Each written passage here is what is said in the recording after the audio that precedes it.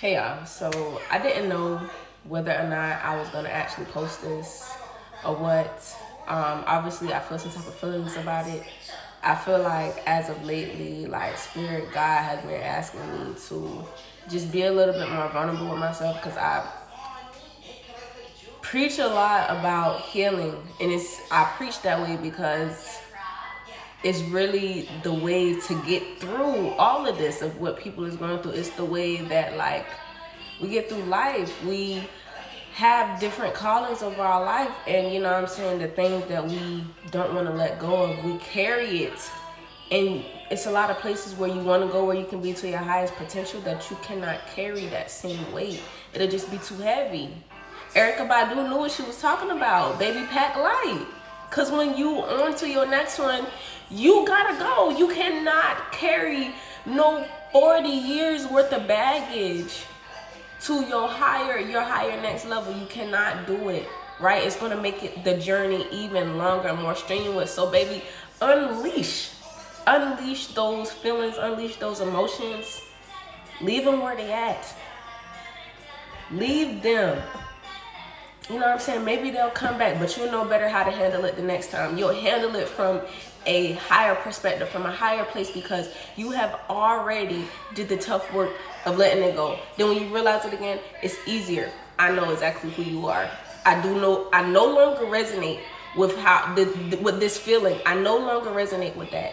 And you move on. It's easier. You're on to bigger and better things.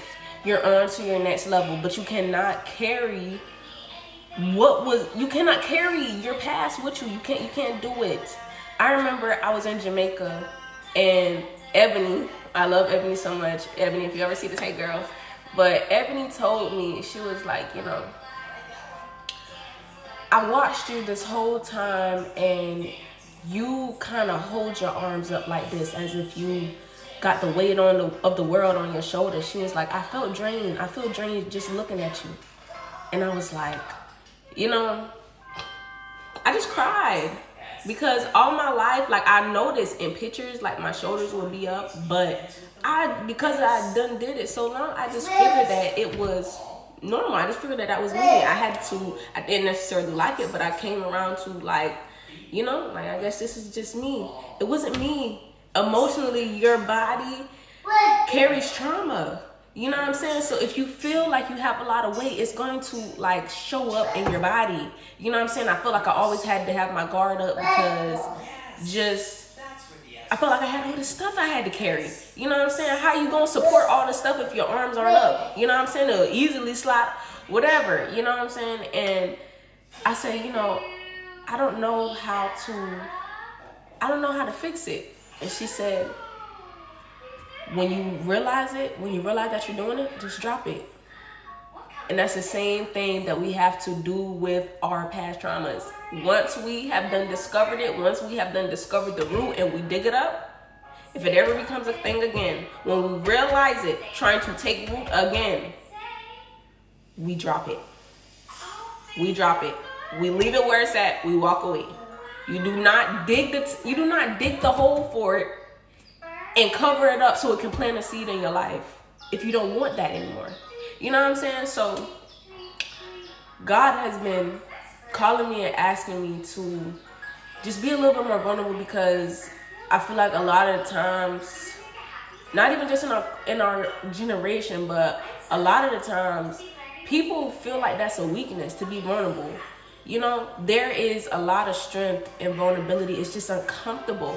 It's uncomfortable because we as humans like to control things. We like to control the persona. Our persona, we like to control how people will perceive us. It's not our responsibility to control how anybody sees us. I just have to live in my truth. You have to live in your truth. You honor yourself by living in your truth. If somebody is uncomfortable with you being authentically yourself, allow them to be uncomfortable. Like, allow them to be uncomfortable. It is what it is. It's something inside of them that is making them uncomfortable with you being yourself. And that has nothing to do with you. But so many times we like to control the situation to the point where we are so unfulfilled because we have put on this mask to go to him, she, her, them, you know what I'm saying? to all these people, to the point that we don't even fully recognize ourselves. We don't know who we are anymore. And it is doing yourself a disservice. You're doing these children a disservice. A lot of the times you're taking on all these energies. You don't even know who it is. And I said all this to say, y'all,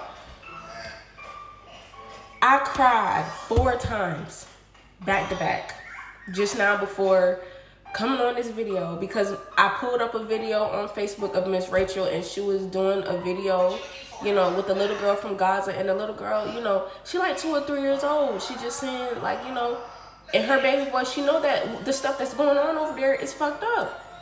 She just want to play. And I'm like, oh my gosh, this is a baby. These leaders over here are so traumatized, are so filled with pain in their inside that they are willing to take lives. They are willing to strip children of their childhoods, all to fuel this disease in them. You know what I'm saying? Anytime you want to control somebody else's reality just because you feel pain within yourself, that is a demon. You know what I'm saying? And we can look at it whatever way we want to, whether you coming from a Christian point of view, whether you coming from this point of view, like, all of it is spirit. You don't have to allow these things to become as big as they are. Heal yourself. Heal yourself so everybody is protected, including yourself in your presence. Children should not have to grow up before their time.